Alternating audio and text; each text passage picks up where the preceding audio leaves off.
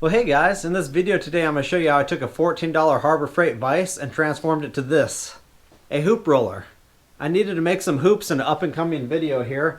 I'm going to be building some fire pits, some fire rings, and I needed to make some grills and some other stuff. And I kind of got frustrated with either low-quality ring rollers or you have to pay an arm and a leg for a nice one. And so I decided I'm just going to make my own, hell with it. And I made this for a fraction of the cost. So if you guys are interested in how I pulled it off, stick around and check out the video. Alright you guys, so the other day I stepped into the Harbor Freight. I was actually looking to buy one of their cheap ring rollers. Actually, I'm going to be building a bunch of these fire pits pretty soon. I need to roll some flat bar.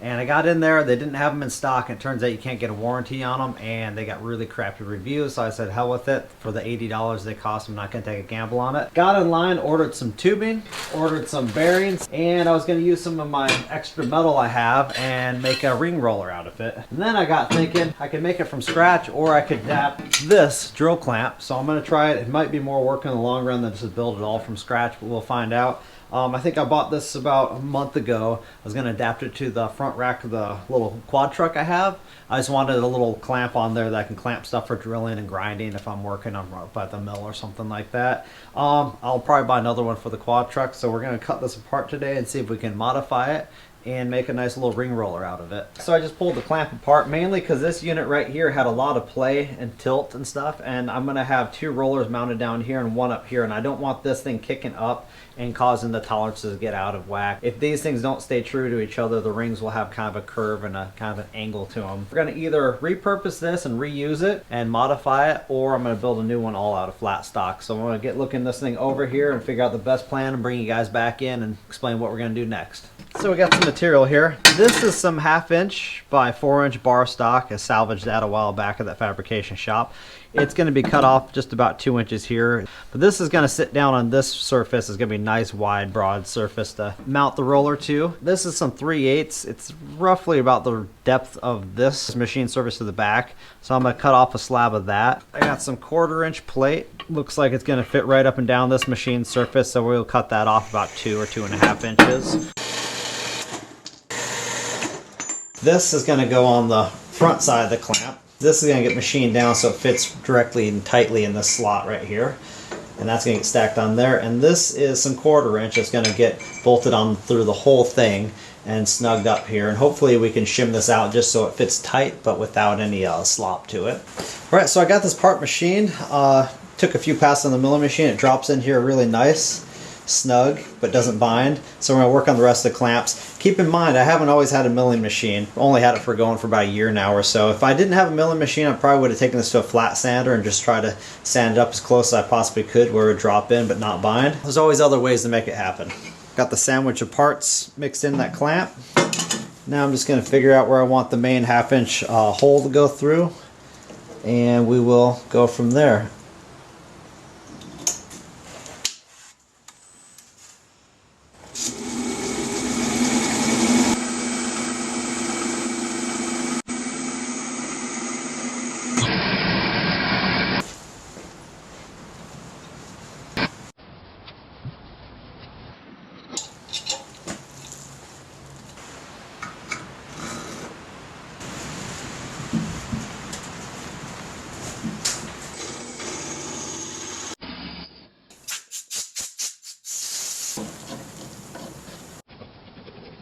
Alright, so I got the clamp on here. These studs I got to cut off. But right now as it sits, it slides up and down here really nice and is snug, but not tight. Here we're going to do a little bracket up probably next for the Acme thread to go into here and hook up onto here so this will pull it back and forth. So I lopped off another piece of 1/2 inch steel and I got it marked where the center is. And I'm going to drill a little socket for this to go into. And the original Allen that was on here had a lot of slop where it went into the slot. I'm going to get rid of that. I'm going to take another 1/4-20 little piece of hardware. Alright, here's a little part I just built. It's got this bored out socket here for the Acme thread to go into. It's got a little bolt with the end turned down, or a little piece of hardware. This is going to go in there and lock it in.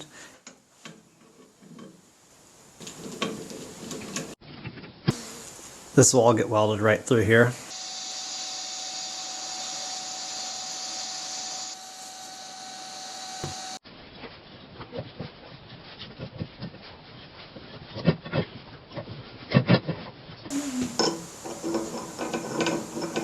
Alright, we're about ready to fire up the lathe. Here's some of the stuff I got for making the wheels. I got a bag of bearings off of eBay. They are size 16/16. They have an 1/8" OD and a 1/2" ID in them. We got some drawn over mandrel tubing, 1 foot length. I think I paid about 12 bucks for it plus $8 shipping and handling. It's got a 1/4 inch wall thickness and an 1.5" OD and 1 inch ID. Should work pretty well for a wheel. So we're going to take it over the lathe next and cut out a little bit of interior material so we can drop the bearings in. So we're going over there next.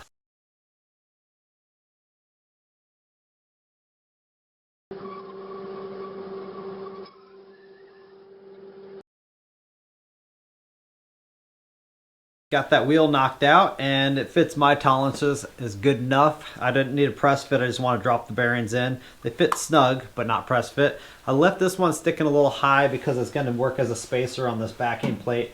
And this one I recessed because it's going to drop in here and this bolt's going to hold it together. And I want the bolt to be kind of flush. Got the wheel on there, and I knew this for a little while. I was going to have to actually machine this down to the 1/2 inch height this bar stock is, and I just decided I'll do it later on here. Now I got the wheel on here, and the other ones are going to sit. One's going to sit similar to this in this other location. So once we machine it down, we'll figure out where we really want these final bottom 2 wheels to be bolted, drill and tap it, and it should be ready to roll.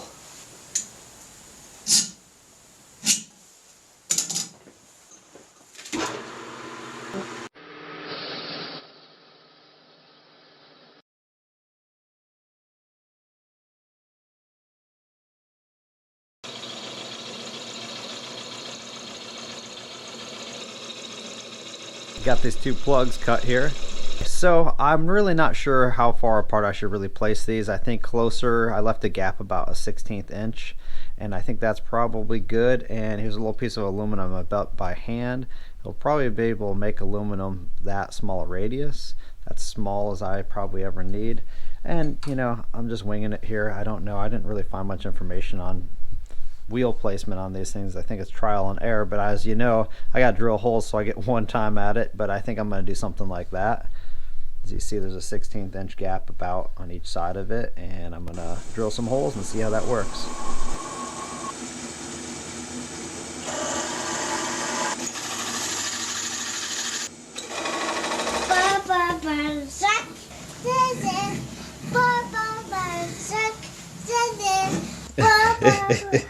You singing? Yes, that's true. Yeah, okay.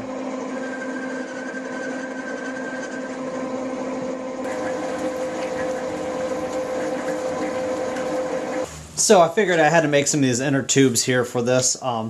So when you tighten this bolt down, you can't get it very tight or the bearings start to get squeezed and crushed that way. They shouldn't really carry a load by pinching force, so it gets a little resistance. I want the bolts to be quite tight, so I don't want any flex in there. So I made these inner tubes out of some salvage metal, drops in here, and that takes a load between the bearings on that center race rather than the bearings getting squeezed tight. So once you torque them down, it should just spin on the bearings nicely without any squeezing of them. Should work pretty good.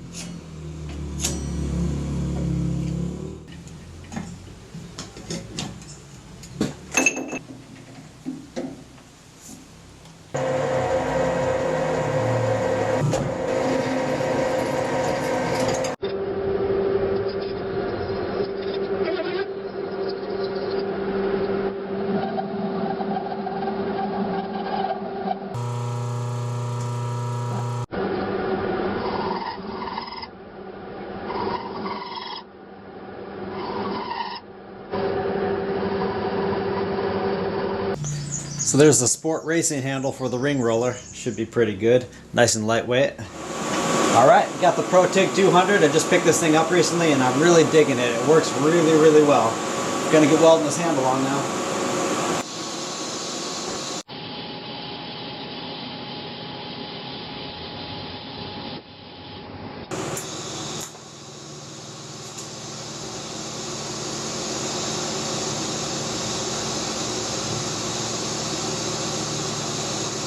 This little welder lays on some pretty damn good welds. It's very easy to use. I've had really no problem welding aluminum and steel with the thing so far. It's kind of a shame because they discontinued this line. So one of the final things I need to do, I took some of the salvage angle iron I got here. I'm going to cut it off about a foot long, drill some holes in it, because I don't want to lay it this way and run the hoops through. I'd actually want to keep this vertical so I can run the hoops through this way. So I'm going to cut it off and drill some holes, and we should be ready to braze this on.